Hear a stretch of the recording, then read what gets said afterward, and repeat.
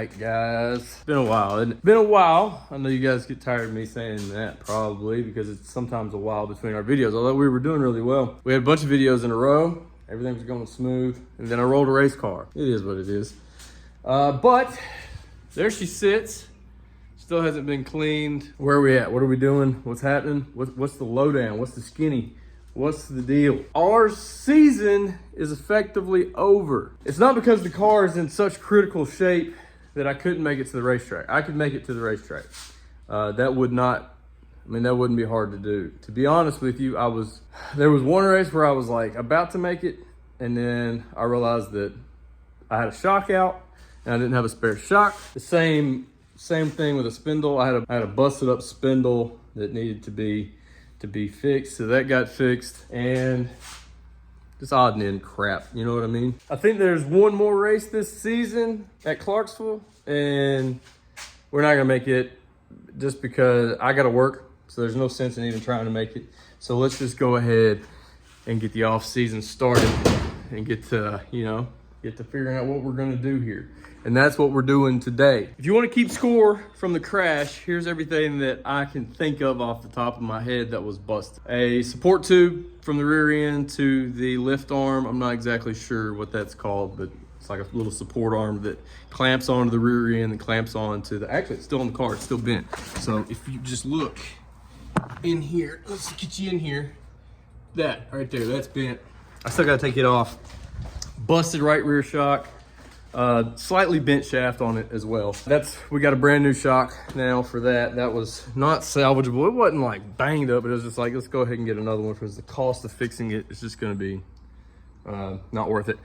Left rear shock had a bent shaft. We got that fixed. Spoiler could have been ran, but I went ahead and got a new one. As you can see, I have just this piece installed. Anyways, Spindle El Bente Spindle. I'm gonna try to take this. I'm gonna get to this. Hopefully, get to that today, so we can compare and contrast like a bent spindle and a straight spindle. Sheet metal work for days, sir, if you want it. And this isn't technically the cross member, but it's across the strut mount where the strut where it mounts your lower control arms mount to this tube. I don't know if you can tell, but it's bent. It's bent. I don't know if there's a good way to do this. You can kind of see right there, it's got just a slight bow to it. Nothing horrible, but it is bent. Which kind of leads me to believe that this might be bent some as well. I don't know for sure. Bumper was bent as well. Nose is busted up, but we got all that. That's no big deal. So I don't know. The plan is we're gonna get this. So this little piece that's for sure bent right here, that's not a huge deal. Like we can get, they ship those out all the time, and you can get those, you can cut it out and replace it and just re-weld it in there. So that's not a huge problem. But if the car itself is bent, then that is a problem. And there's no way to really know unless you put it on a jig. But what we're gonna do today is get everything like shock set up and that kind of thing, change out that spindle, get it kind of in race trim, I mean, as close as we can get to that. And then we're gonna put it on scales and see what our scale numbers are. And that, if it's bent, it should let us know in the scale numbers. Like I say, they're not gonna be exactly right because, we're not gonna have all the trimmings on this car, but it should be close. Yeah, that's the plan for today. I don't have anyone hold this camera, so it's gonna be a lot of me doing and then just reporting back. But I also want to let you know this before I lose you. Look at that setup, right? Ain't that cool?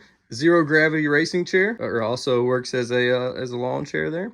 And then my standard wooden rack that I built and works perfectly.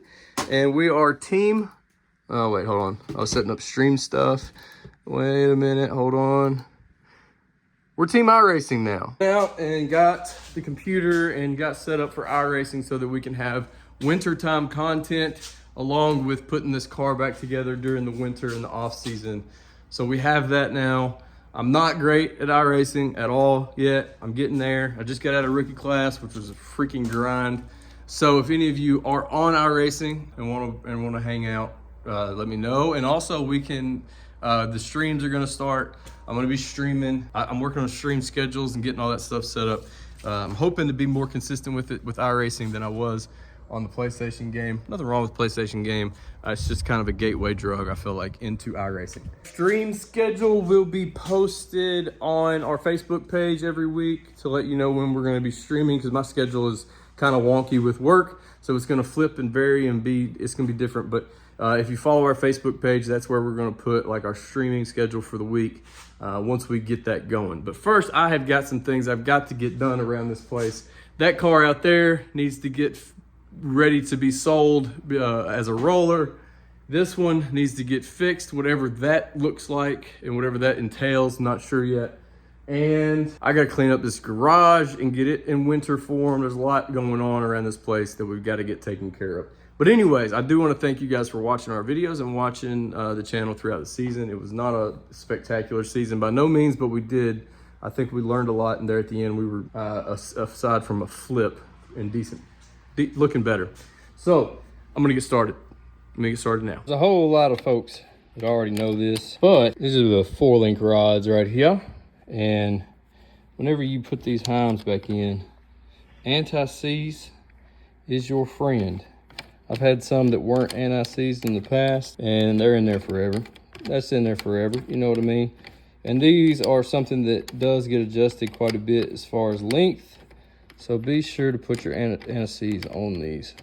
Now I know, like I say, I know a lot of people, duh, but you know, I know there's some other people on here that are just getting into racing or whatever. So there you go. And be prepared to have anti-seize everywhere, because there will be. Also, anytime you have a heim out, like anything out of the car that you can move around like that, hit them with that WD.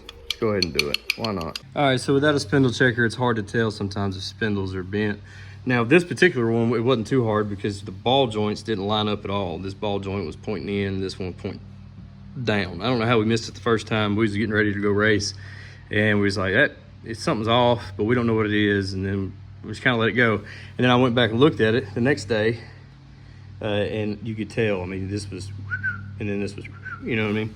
So how else can you kind of tell? These are all powder coated, and I mentioned this in my last video, or not my last video, but a couple of videos before, about looking for this right here. You see how the powder coating is kind of crinkled and wrinkled? Yeah, it's not supposed to be like that. That's generally a sign that something is bent. And you can see all this down here is crinkled and wrinkled. And then if we look at this one, well, where are we at?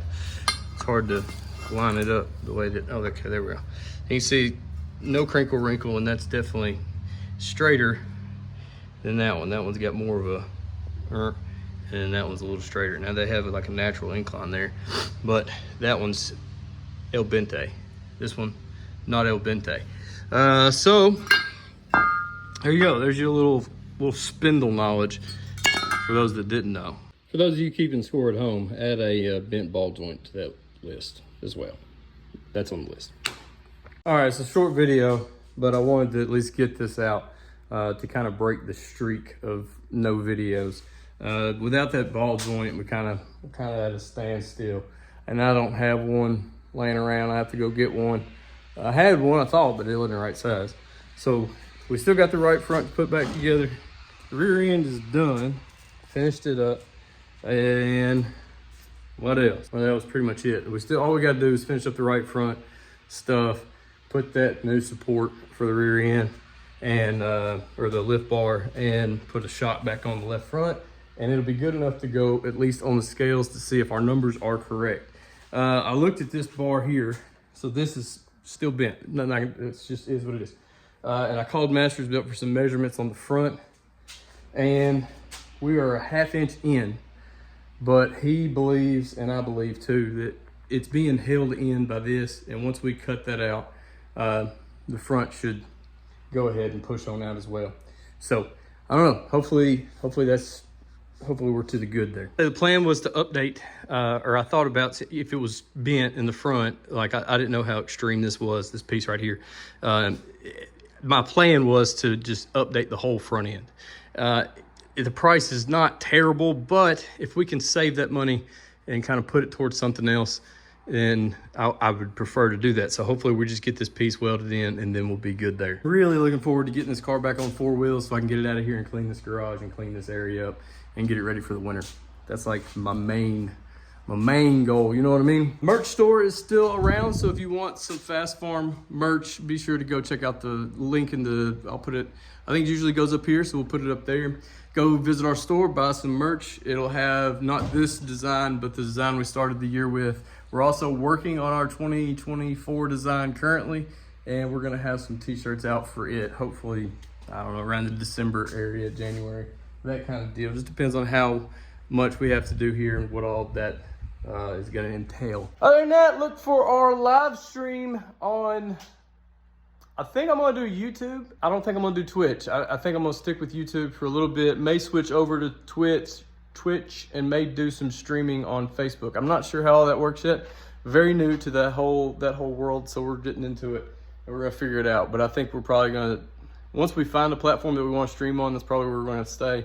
Or we may do a schedule where it's like, hey, we're streaming on Facebook tonight. Hey, we're streaming on YouTube. Hey, we're streaming on Twitch. Some of you know more about that than I do, and you know what the best idea is there. So, you know, down in the comments, you're more than welcome. And other than that, please leave a comment, any comment you want. Like this video, I appreciate that. And then give us a subscribe as well. I love each and every single one of you, but now I got to